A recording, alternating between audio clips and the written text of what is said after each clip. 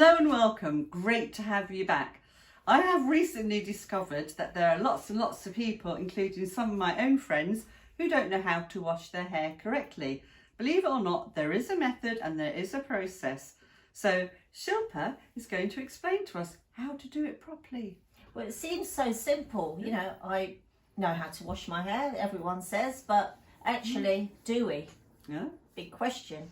First thing to do is brush your hair through with a good quality brush. I mean, this is the Dyson, has the soft bristles and it's got the little round balls on the ends there, so that will prevent your hair from tangling. And always start at the bottom, working your way up.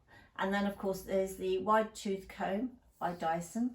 Always get a quality comb because you always start with a good foundation and then work into your product selection. So always avoid plastic, you know, cheap plastic combs, and The ones that are made in the mould. In the mould, yes, and definitely avoid metal combs From back in the day. Do they still make them? I bet they do still make Yeah, them. if you've been handed one down by your grandmother, keep it in your cabinet. But in your antiques cabinet. The next thing to do is pre-soak your hair. Spend time soaking your hair in warm water.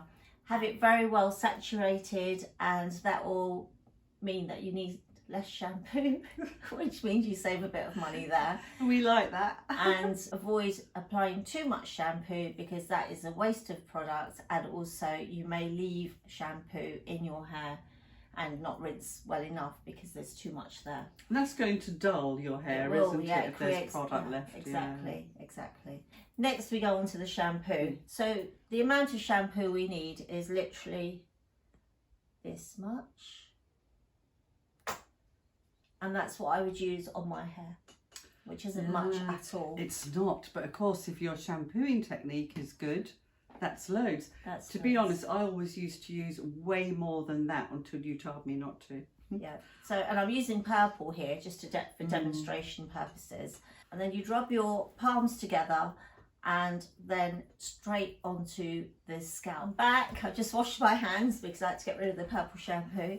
But oh, my hands feel really soft actually. So quick question for you, Shilpa. Oh dear.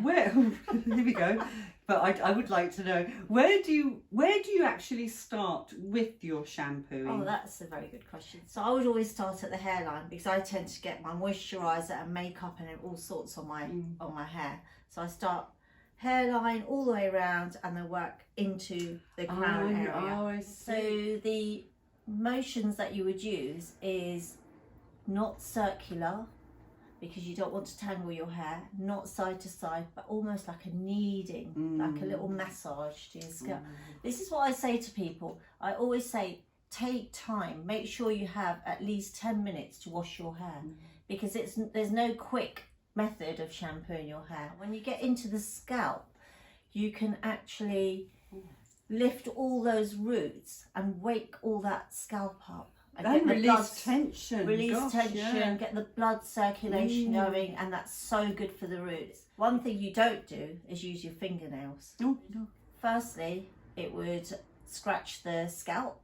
Secondly, it could cause skin damage like breakage and irritations as well. Yeah. So always use your fingertips.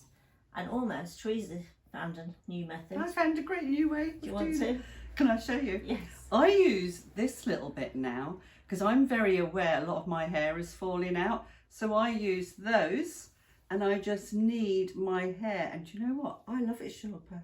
Because it stops me, because for years I used to get my fingers and I was literally scrub, thinking I was doing it right. I wasn't doing it right. I was tangling my hair, pulling my roots. And lately with my new method, less hair in the plug hole. It's actually reduced the amount of loss of hair. But the other thing is, if you've got any sort of little snags in your nails, your hair will get caught on. Yeah, oh gosh, yeah, it does. Yeah. Pulls it then, it's horrible. I know. But the one more thing you can use are these little scalp exfoliators. And if you're feeling a little bit of tension anywhere, if you need with these, it's a nice way of massaging and shampooing. So these are just silicone bristles, can you see them? And these are quite wide apart, and very, very soft. I do like the feel of this. So they wouldn't tangle the hair. Wouldn't you like that? Yeah, that is lovely. That is very, very nice. But still prefer our hands, don't you? Just, you know what? We're hand people. Yeah. We use our hands all day with our jobs. I like to touch skin, and you obviously like to touch, well, scalp is skin. Ladies, did you know that when your hair is wet, it is at its most fragile?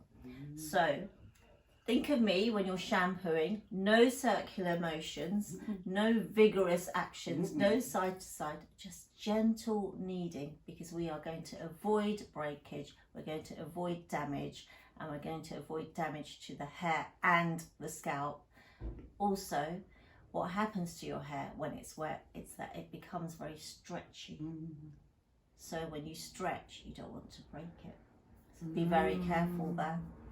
Massage your scalp. That's all you need to do. And always remember, shampoo is for the scalp, conditioner is for the mid-lengths and ends. But is it true, now you can clarify this, if you're massaging the scalp to actually clean the scalp, because that's what you're trying to do, never worry about the hair, because it's going to clean that in the rinsing phase. Very good point, Teresa. I was going to come on to that. Okay. But yeah, as you're rinsing, you'll have the shampoo coming through, so it's going to cleanse your mid-lengths and ends naturally. Also, the roots have the natural oil production, which don't actually reach the ends. So you don't need to worry too much about that, because the build-up is always at the scalp.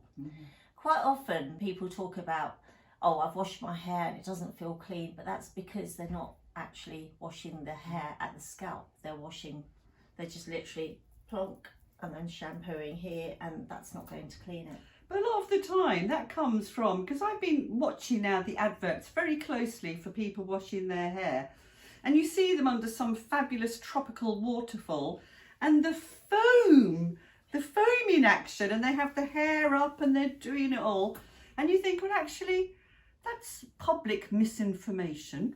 Well, the foam actually is just aesthetically, you know, you feel like it's cleaning your hair even more, but it doesn't. The foam doesn't actually do anything. It's an ingredient that's put into the shampoo so that you feel like you feel like every bit of your hair.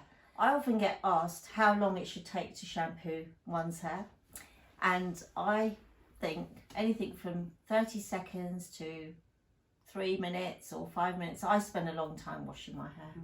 I go into it and I use my fingertips and I go to every bit of my scalp, and I spend a long time. Well, I suppose it depends on how much time you do exactly have. Exactly. And then of course you go on to the rinsing. Warm water and rinse very gently. Make sure it's rinsed out very, very well, because if you leave product in your hair, again, it will leave your hair dull and looking limp.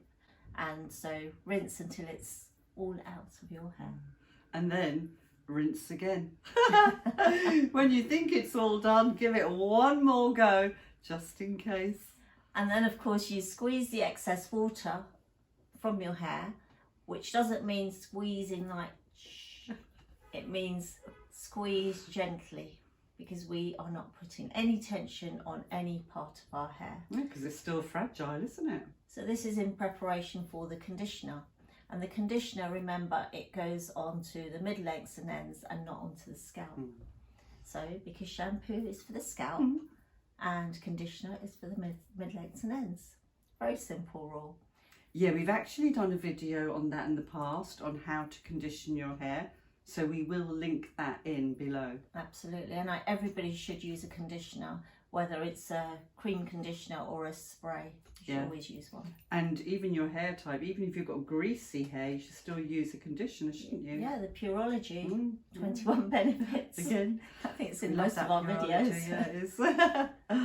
Okay, so now you've shampooed thoroughly and you've rinsed it out well, you've conditioned, and when you come out of the shower, please use a microfiber towel, something like this, lovely and soft. It's a turban, so that you can wrap your hair beautifully in that whilst you do you know, your makeup or what have you, but this will protect your hair from any sort of breakage and tugging, and yeah, it'll look after your hair. They're a great way to dry your hair. Oh, I just they're love lovely. these. Yeah, and they also dry your hair. Good point. They really are. I just love them to bits, because for years I was using like the normal towel, scrubbing at my hair. Oh, that's a good point.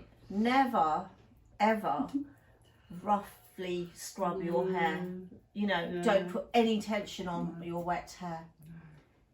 I was doing it for years. Never mind. Well, at least I've learned now. now. I always use a microfibre. I've got a lovely little pink one. Also, check out our videos on exfoliators and scalp tonics, because they will really help with this whole regime of shampooing hair.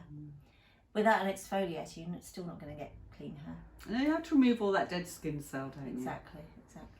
You treat your scalp the same as face. Cleanse, tone, moisturise, exfoliate from time to time. Because you know what? Scalp is Skin. correct. Please remember to like us and share us with your friends and family, and it would be wonderful if you could subscribe and ring that bell. Thank you. Until the next time, take care. Bye bye.